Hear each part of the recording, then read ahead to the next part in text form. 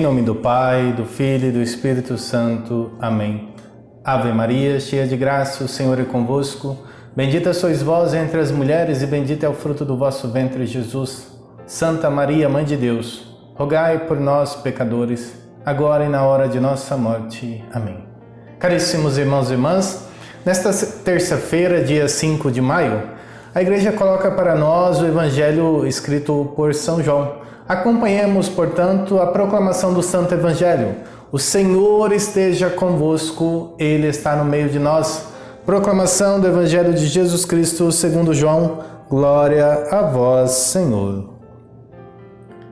Celebrava-se em Jerusalém a festa da dedicação do templo. Era inverno. Jesus passeava pelo templo no pórtico de Salomão. Os judeus rodeavam-no e disseram: Até quando nos deixarás em dúvida? Se tu és o Messias, dize-nos abertamente. Jesus respondeu: Já vos disse, mas vós não acreditais. As obras que eu faço em nome do meu Pai dão testemunho de mim. Vós, porém, não acreditais, porque não sois das minhas ovelhas. As minhas ovelhas escutam a minha voz, eu as conheço e elas me seguem.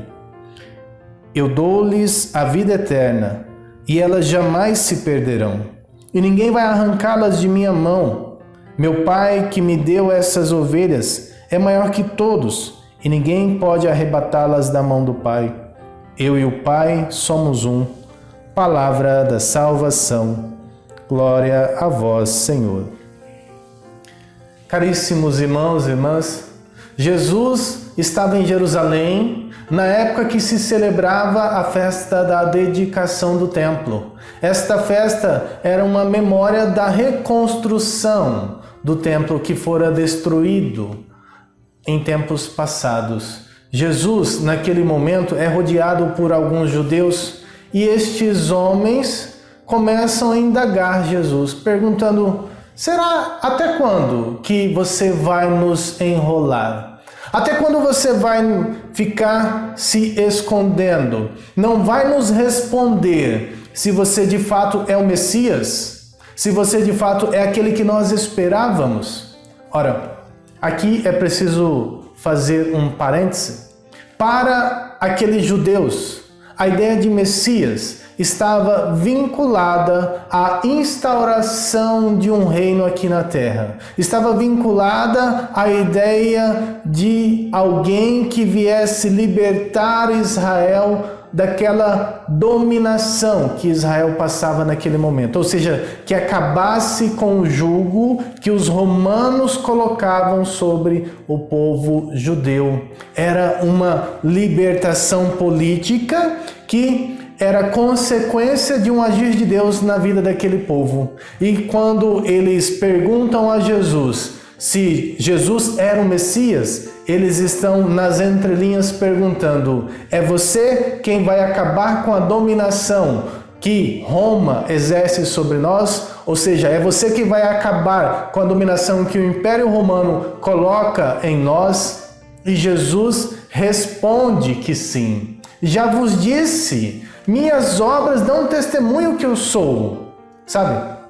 Jesus responde, mas a sua resposta traz para a nossa realidade um Messias que não é um Messias que os judeus esperavam, mas é um Messias feito de acordo com a concepção que nós encontramos no livro do profeta Isaías, a partir do capítulo 42, do servo do Senhor, do servo sofredor. Mas mesmo neste ponto, mesmo neste aspecto, Jesus coloca para eles: olha, as obras que eu faço dão testemunho que eu estou dizendo a verdade, que a verdade está comigo. Vejam só, ele já tinha transformado água em vinho nas bodas de Canaã, por exemplo. Já tinha curado o filho do oficial ali próximo à cidade de Cafarnaum. Jesus já tinha realizado a multiplicação dos pães. Ele já tinha caminhado por sobre as águas. Jesus já tinha realizado inúmeros sinais. Já tinha feito muitas obras. E ele invocava o testemunho destas obras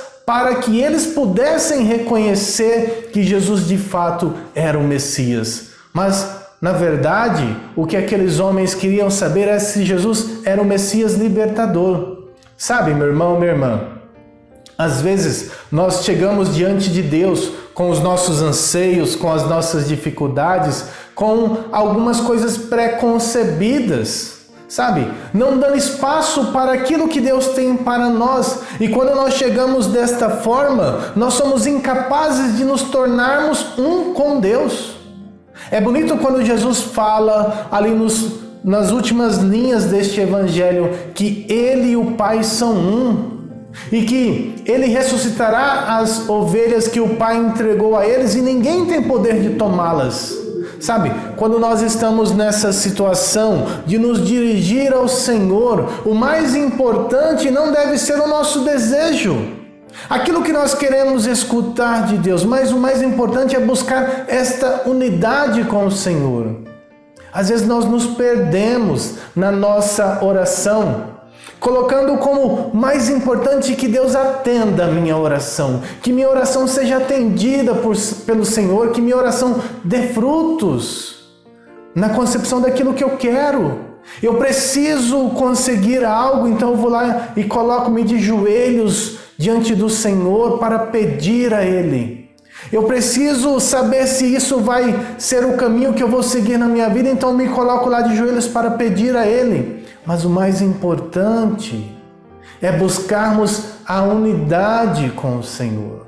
O mais importante é permitir que as palavras que Deus fala para nós, e Ele fala a todo momento, a cada um de nós, Deus fala com todas as pessoas, o mais importante é permitir que estas palavras sejam dignas de fé. Ou seja, que nós consigamos acreditar nestas palavras. E isto é possível quando nós nos dirigimos a Deus com um coração livre, sem uma preconcepção das coisas, sabe? Sem chegar com aquela proposta, eu vou fazer uma oração a Deus e se Ele me atender eu vou acreditar nele. Ou eu vou colocar meus joelhos aqui no chão, rezar a minha novena e se Deus me atender, então verdadeiramente eu acredito nele porque Ele me ouviu. Não é assim. A nossa fé nos ensina que o mais importante é buscar a unidade com o Senhor, ainda que aquilo que Ele se propõe a nos entregar seja diferente daquilo que nós queiramos. Eles queriam um Messias político que fosse libertar Israel do jugo da opressão, do jugo da dominação que o Império Romano colocava sobre aquele povo. E veja, Jesus veio como Messias, verdadeiramente como Messias, sofreu na cruz, padeceu, morreu na cruz, ressuscitou, pagou a nossa dívida na cruz e mesmo assim a libertação política que Israel tanto queria não veio naquele momento. Veja, nem sempre aquilo que nós esperamos receber é aquilo que nós verdadeiramente precisamos. O povo judeu não precisava da libertação do jugo que o povo romano colocava sobre eles. Precisava da libertação maior do que essa. Aquela libertação que foi alcançada na cruz. Às vezes nós não compreendemos porque Deus não atende os nossos pedidos. Às vezes nós não compreendemos porque nós pedimos algo e o Senhor nos dá outra coisa. Mas tenha uma certeza, meu irmão, minha irmã. Cada vez que nós colocamos no nosso coração que Deus sabe o que é melhor para nós, cada vez que nós colocamos no nosso coração que o meu querer e a minha vontade precisa ser modelada pelo querer e pela vontade de Deus, cada vez mais nós nos tornamos um com Deus. Nós nos tornamos um só com nosso Senhor Jesus Cristo. E isto é o mais importante, ser um como o Pai e o Filho são um. Que no dia de hoje nossa oração possa contemplar este desejo de nos unirmos cada vez mais ao Senhor, porque quem está unido a Deus faz parte do rebanho do Senhor. Louvado seja nosso Senhor Jesus Cristo, para sempre seja louvado.